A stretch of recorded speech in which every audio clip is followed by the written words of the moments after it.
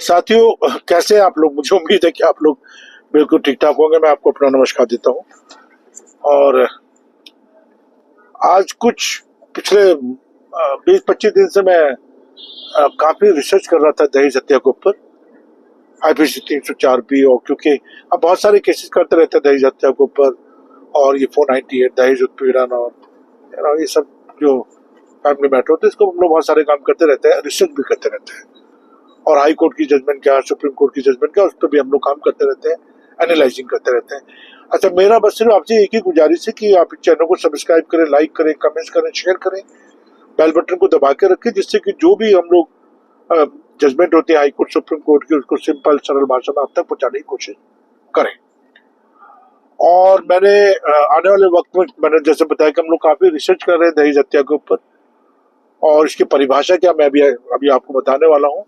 और मैंने इससे पहले भी देखिए, आप चैनल में जाइए तो बहुत सारी वीडियोज हैं दहेज हत्या के ऊपर, तो वो जरूर आप सुनिए, आपको बहुत नॉलेज होगी। और आप ही को नॉलेज नहीं होगी, औरों को भी बहुत नॉलेज होगी इसमें। तो ये मैं जो वीडियो बना रहा हूँ, मैं उस केस में बना रहा हूँ कि अगर आपको 304B दहेज हत्या जैसे मामले में झूठा फंसाया जाए, मैं देखिए जहाँ जेन्युइनली दहेज हत्या होती है उसके तो कड़े शब्दों में निंदा करते हैं, और ऐसे केस हम करते भी नहीं है जहाँ पे सही मायने में दहेज हत्या की जाती है। ठीक है, ये हम उन्हीं केसेस को लेते हैं जहाँ पे झूठे मामले दर्ज किए जाते हैं दहेज हत्या को लेके। अच्छा, बहुत सारे मामले हमने करे, जैसे कि एक अभी उत्तर प्रदेश का मामला था, मैं ज्यादा डिटेल में नहीं बताऊंगा। तो उसमें वो लड़की जहर खा लेती है, तो उसको अस्पताल ले जाते जो इन लॉज होते हैं वो अस्पताल लेके जाते हैं, बट वो लड़की को बचा नहीं पाते हैं।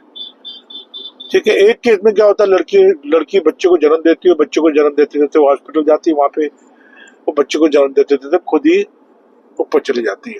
तो ऐसे बहुत सारे मसले हैं।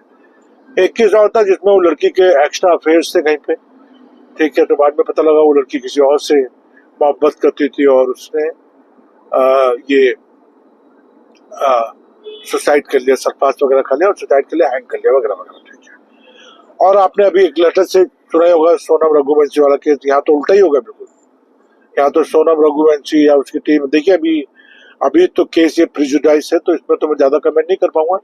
बट सो कॉल जो अभी तक इन्वेस्टिगेशन चल रही है, जो भी हम बकवासें सुन रहे हैं मीडिया वगैरह के ऊपर कि सोनम ने अपने पति को मरवा दिया, कत्ल कर दिया, ये जो भी है, तो ये एनीवे ये सब चीजें गलत है।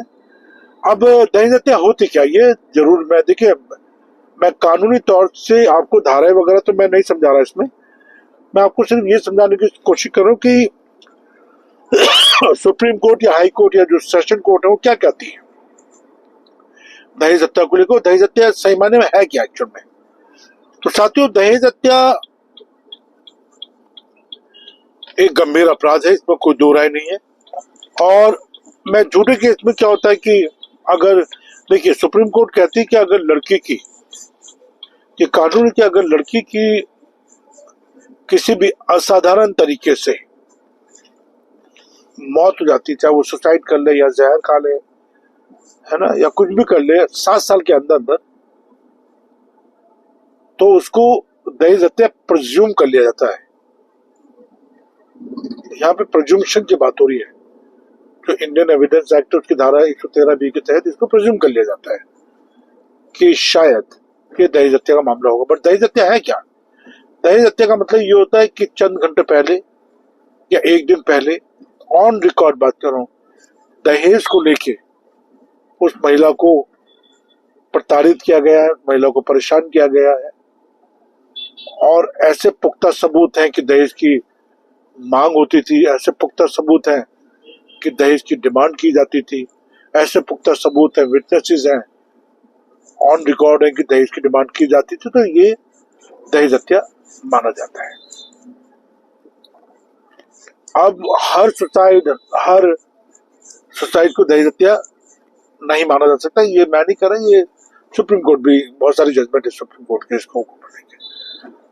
तो अब इसमें सबसे बड़ी बात यह है कि अगर दहेज हत्या जैसे मामले में आप फंस जाते हैं, है ना, या फंसा दिए जाते हैं, और उसके बाद में फिर आप सेटल कर लो, 10 लाख दे दो, या ये जमीन हमारे नाम कर दो, या ये जमीन ऐसा कर दो, वैसा कर दो, इतना पैसा दे दो। बहुत सारे दलाल आ जाते हैं, बहुत सारी दलालियां शुरू हो जाती है। मैं इसको दलाल वर्ड बोलूंगा, क्योंकि कानून के हिसाब से 113B जो है ये नॉन कंपाउंडेबल ऑफेंस है, कॉग्निजेबल ऑफेंसेज है।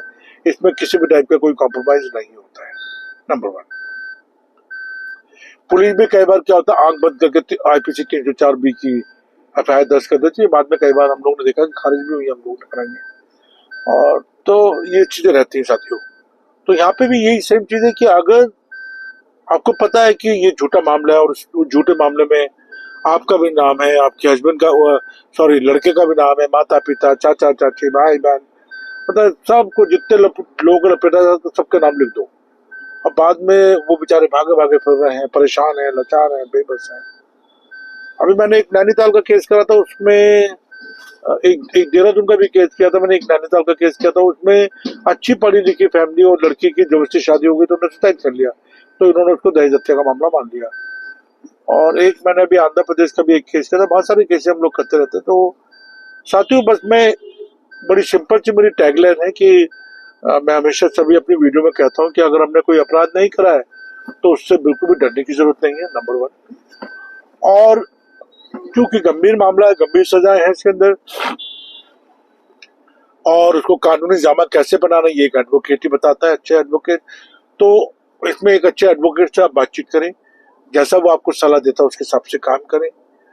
और सबसे इम्पोर्टेंट चीज है साक्ष्य, एविडेंस, वो बहुत इंपॉर्टेंट, उस पर काम करें।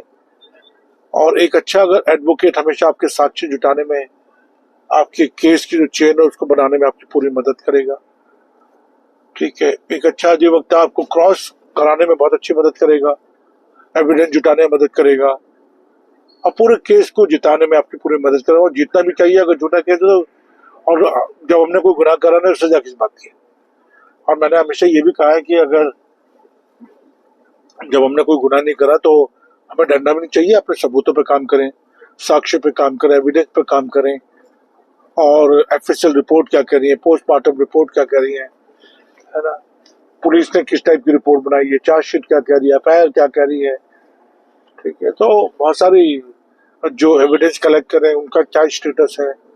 और जो अब जैसे एक केस हमने करा था अभी, तो उसमें विटनेसेस ने बिल्कुल साफ कहा कि देखिए दहेज हत्या जैसी तो कभी हमने, दहेज की डिमांड तो हमने कभी सुनी नहीं। और जो लड़के के माँ बाप थे उन्होंने भी कभी कहीं ये वर्ड नहीं यूज करा कि दहेज की डिमांड, ये लड़के के माँ बाप ने कहीं यूज नहीं करा ये वर्ड, और ना ही विटनेसेस ने कहीं ये वर्ड यूज करे। और इसी का फायदा उठाते हुए सब लोगों को बाइज्जत कोर्ट ने बरी करा, और सुप्रीम कोर्ट ने, ये बड़ा इंपॉर्टेंट केस था, रिसेंट केस था ये। तो इसमें भी एक अच्छी कामयाबी मिली। और बहुत बहुत शुक्रिया हमारी माननीय अदालतों को, जो बातों को सुनती है, अच्छी तरह से रियलाइज करते हैं। हाई कोर्ट के जजेस, सुप्रीम कोर्ट के जजेस काफी एक्सपीरियंस होते हैं और बहुत ही बेहतरीन तरीके से केस को समझते हैं, जानने की कोशिश करते हैं। ठीक है, तो ये सारी चीजें बड़ी इंपॉर्टेंट है साथियों। और मैं बस आपसे यही गुजारिश करूंगा, प्लीज आप लोग डरे ना।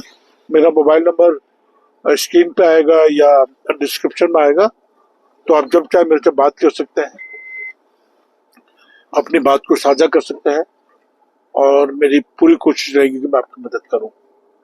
ठीक है, और आप लोग बिल्कुल डरिए मत। अगर आप किसी झूठे मामले में फंस जाते हैं तो आप एक बार पूरी कोशिश कीजिए, क्योंकि हम लोग बिल्कुल पूरी मदद करेंगे आपको केस जिताने के लिए।